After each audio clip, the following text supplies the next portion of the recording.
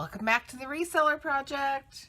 For those of you who don't know me, my name is Michelle and I'm what they call a full-time reseller.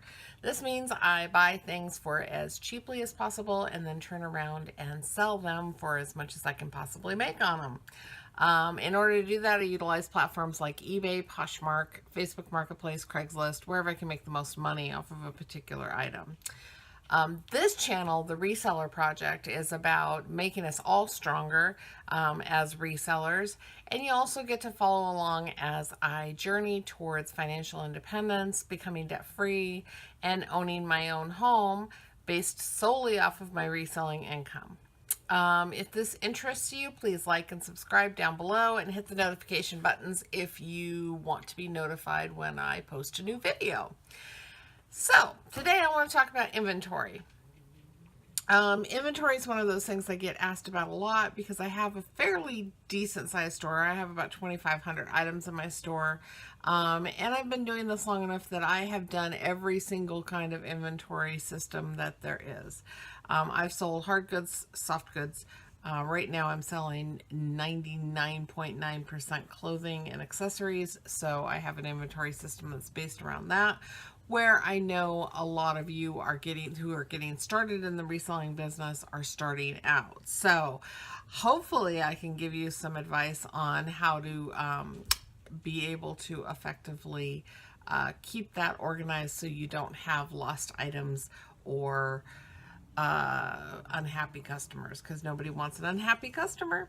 I'm going to go over 3 different ways that you can keep yourself organized, and then we are going to take a field trip into my inventory room and I will show you how I keep mine organized, which is a little bit different than the way other people do, but it works for me and it makes sense, and it's something that I feel like can grow as my business grows. So with that, let's get started.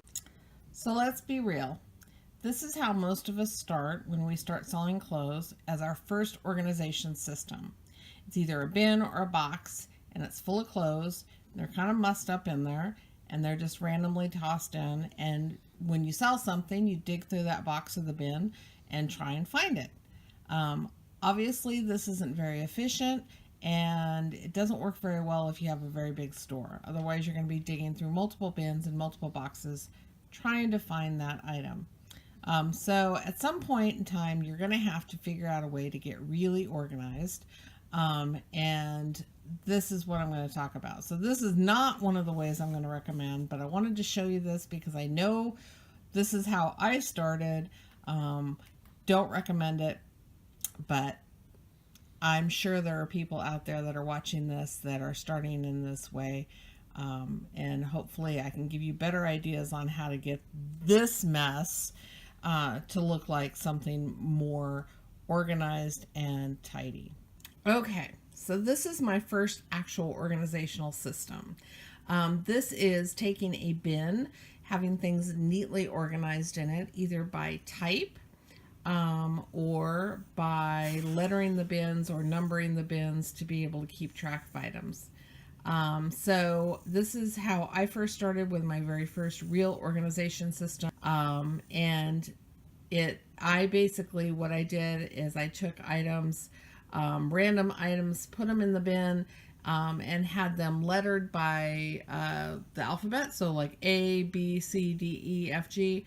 And then as my inventory grew, I started with a bin A1 and B1 to C1, and then I made it all the way through Z3, I believe, is where I ended up after, and then I graduated to a little more updated system. So it basically, you put a sticker on the outside of the bin that tells you what bin number it is or bin letter it is, and then you put that number inside your listing description or in the custom SKU on eBay, and that keeps track, so you know where that item is.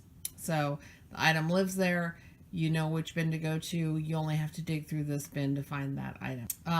I don't recommend doing it by item because you're going to run into the same problem that you had, like separating it out by shirts or pants or whatever, because what you're going to run into is, you know, if you have 10 bins full of pants it's going to be really difficult to find that one pair of pants that you're looking for. So I don't recommend that system, but having a letter or a bin number system works really well. And this is kind of what it looks like.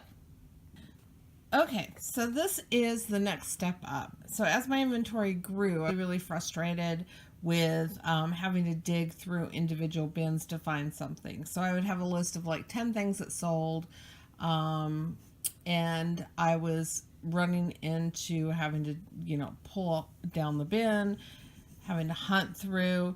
And, it takes a couple of minutes to hunt through a bin to find things. So what I did is I started bagging things within the bin and then tagging them with a number. So each bin would hold about 20 items, probably less, but each item would have a number on it.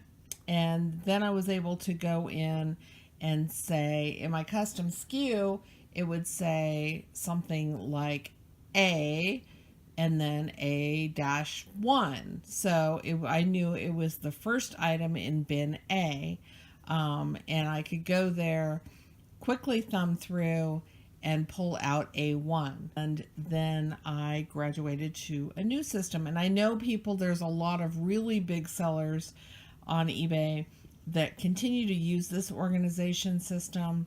I really liked it. It grows really well with your inventory because you just keep adding bins to it. You can go unlimited as far as how many bins you use. So my next system was the one that I'm currently using right now, and it was solely because I got tired of pulling bins, and it got really old and tiresome to have to pull bins down, and I needed to find a way to grow my inventory without utilizing a ton more space. So next we're going to go on a field trip to my current inventory system, and I'm going to show you how I did that. Okie dokie. So this is my current inventory system. As you can see, I have 3 giant shelves of clothing in here. And then I have 2 in the other room. So I use 2 rooms in my home for inventory only. I could technically fit 1 more of these shelving units in here and 2 more in the other room as I grow, but for right now I don't need them.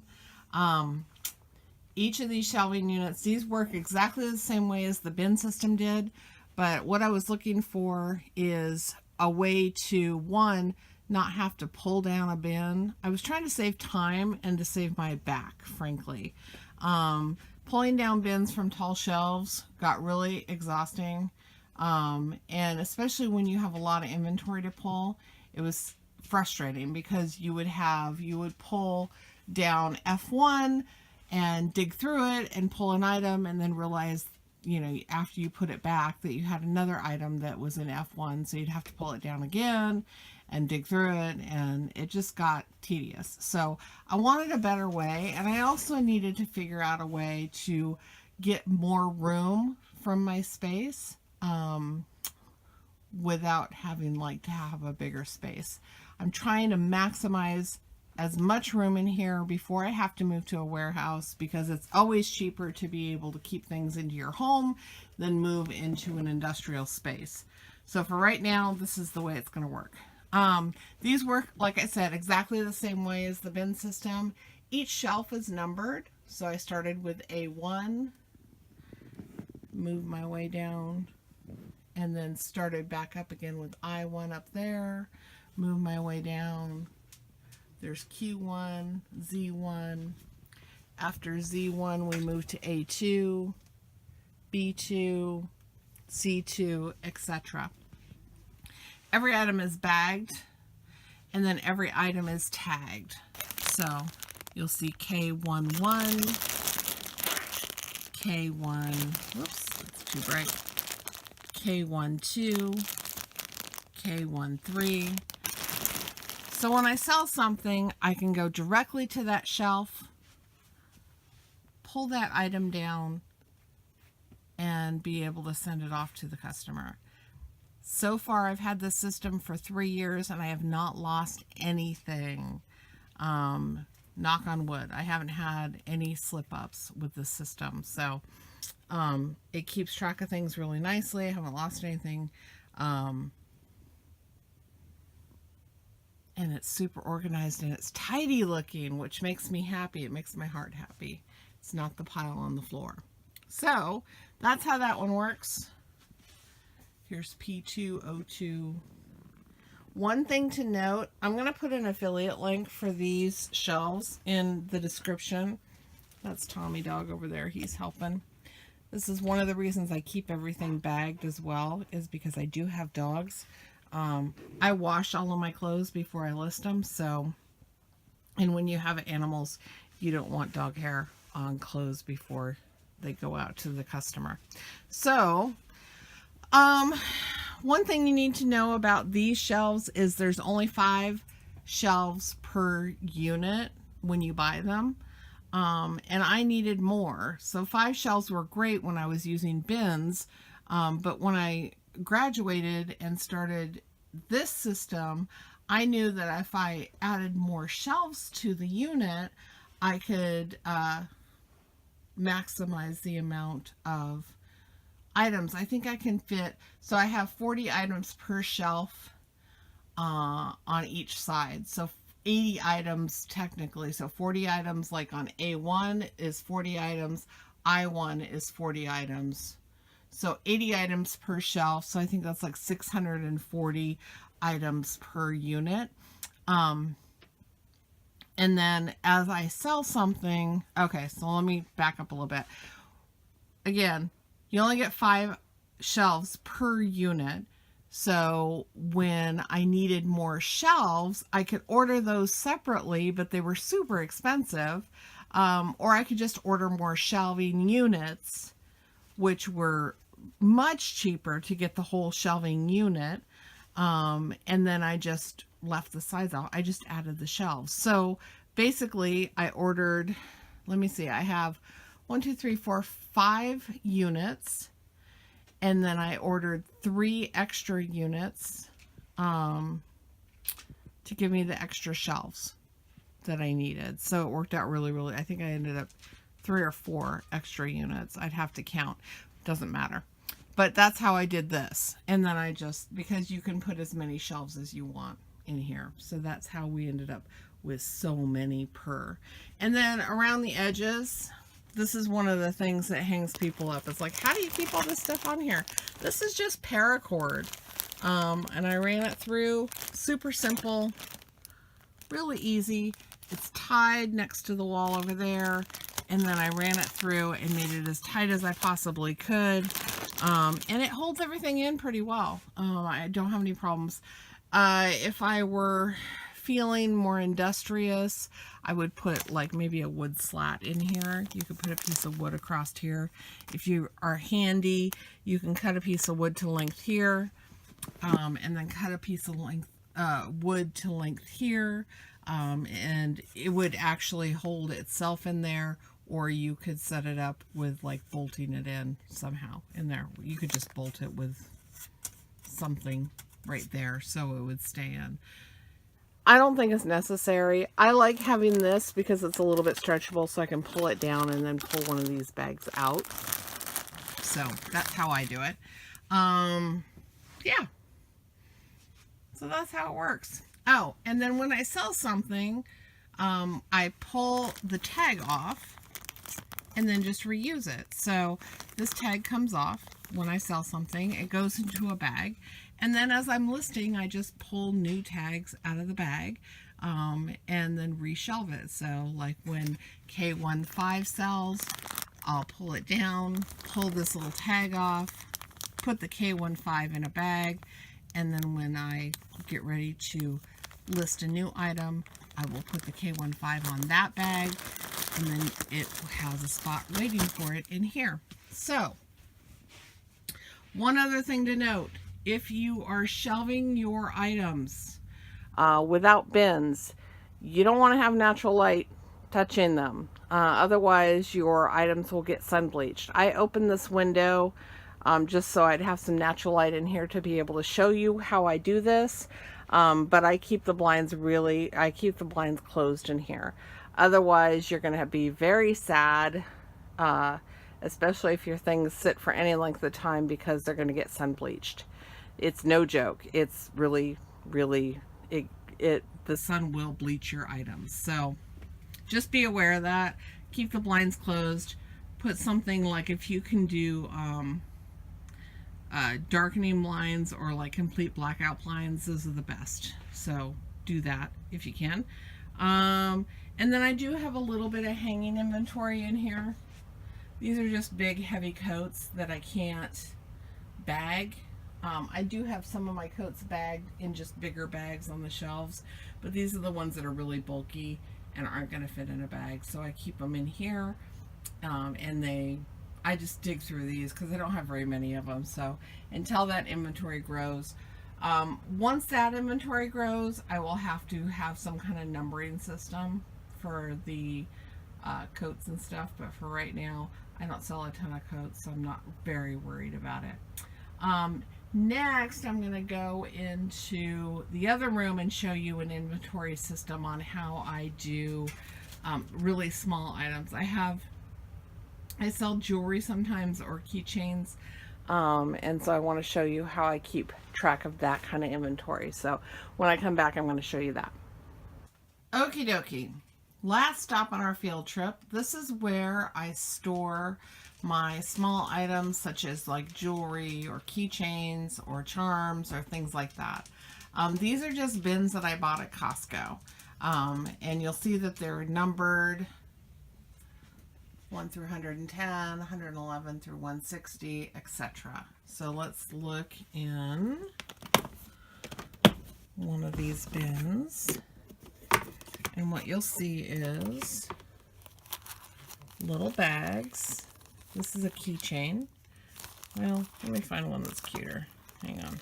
Okay, so what I did, this is a St. Louis keychain, and then I just numbered it and put that number in the custom SKU. So when I sell something, I can go directly to the bin where it's listed and be able to find it really, really quickly. I just pull out the little bag.